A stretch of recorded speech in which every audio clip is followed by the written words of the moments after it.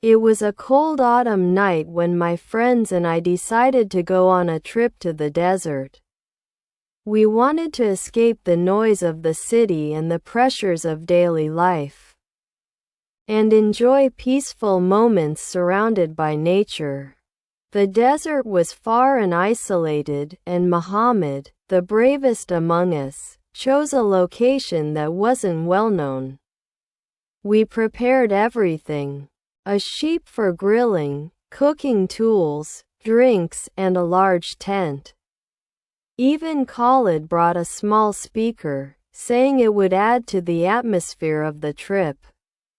As we began our journey, Salem remembered that we needed an extra flashlight. We stopped at a small supermarket along the way, and there, the first strange incident happened. We entered the store, and its owner was an elderly man whose face showed a mix of caution and fear. While we were looking for the flashlight, he asked us in a serious tone, "Where are you going?" We replied that we were heading to the desert. His face darkened as he said, "Don't go to that specific area. It's not safe, especially at night." We exchanged confused looks. I asked him, "Why? What's wrong with that area?" He shook his head and said, "I can't say much, but if you insist on going, buy an emergency transmitter because there's almost no signal there." We looked at the price of the device, and it was expensive. We didn't have enough money. So Muhammad suggested leaving our IDs as a guarantee and returning later to pay the rest. The man agreed, but his concerned gaze followed us as we left. We arrived just before sunset. The area was completely isolated, with no sign of human presence.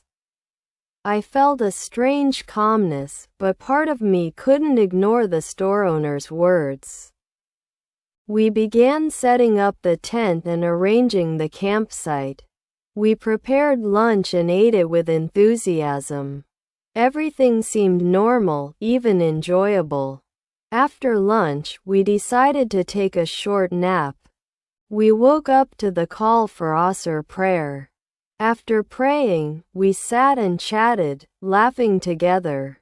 The night began to creep in slowly, bringing with it an inexplicable sense of unease. After the call for Isha prayer, I was preparing tea while the others were sitting by the fire. Suddenly, we saw a man approaching us. He was wearing a black cloak, holding a staff, and a small herd of sheep followed him. We exchanged surprised looks. How could someone be herding sheep in this darkness? As he got closer, I noticed something strange about his features. They seemed unclear under the moonlight. He spoke in a calm yet cold tone. "What are you doing here? And why did you choose this specific place?" His questions felt more like an interrogation. I tried to answer politely, but he kept asking, "How long are you staying here?" Muhammad boldly replied, 2 days at most. "Is there a problem?" The man stared at us for a long moment before saying, "Nothing, enjoy your time. But don't disturb anyone." As he began walking away, I noticed something odd about his feet. They looked like donkey hooves. I was shocked but didn't say anything until he disappeared from sight. That's when I told my friends what I had seen. Muhammad laughed mockingly and said, "Man, your imagination is running wild. Even if there are jinn, they can't do anything to us." But his sarcasm didn't ease my tension. We decided to sleep after that, but I couldn't close my eyes. While lying down, I heard footsteps outside the tent. I went out to check, and there, on a nearby sand dune, I saw the shepherd flying in the air, staring at me with piercing eyes. Terrified, I rushed back to the tent. I tried to sleep, but I was too restless. After a while, I couldn't hold it in and went out to relieve myself. I walked about 10 meters away from the tent, and as I finished and started walking back, the shepherd suddenly appeared in front of me.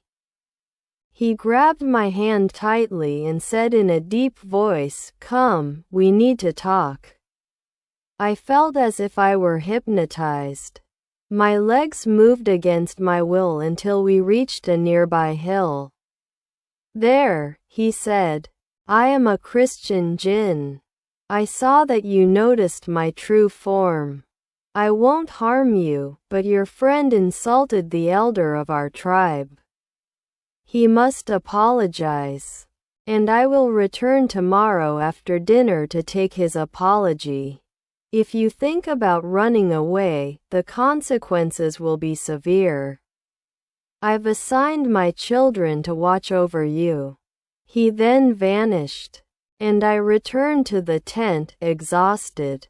In the morning, I told my friends what had happened. They seemed to believe me, especially Muhammad, who looked nervous. He said, "All right, I'll apologize. I won't cause any trouble." After breakfast, we decided to go rabbit hunting. They left me in the car while they went off with the rifle. An hour passed without them finding anything. Suddenly, I heard a gunshot. I rushed out and saw a pool of blood on the ground, but no sign of a rabbit. Muhammad had fainted, and the rest of my friends were trembling with fear. When Muhammad regained consciousness, he kept screaming, "I didn't kill it. I didn't kill it." The escape fear drove us back to the tent, but as night fell, strange crying sounds surrounded us. Little by little, the sounds entered the tent, as if chasing us. Khalid shouted, "We need to leave now." We got in the car and left everything behind. On the way back, I felt as though we were being watched. After we returned home, I started having recurring nightmares of the shepherd. He would say to me, "Your friend killed my child. I won't leave him alone." I tried to ignore it, but a year later, I received a call from Khalid, who was crying, "Come quickly, Muhammad is gone." When I arrived, I saw ambulances and police outside his house. My friends were there, and when I asked what had happened, Khalid said, "They never left him alone. He always felt like someone was watching him. In the end, he couldn't take it." Thank you for your wonderful support. If you have ideas or suggestions for future videos, write to me in the comments. And don't forget to subscribe and activate the bell. See you in the next video.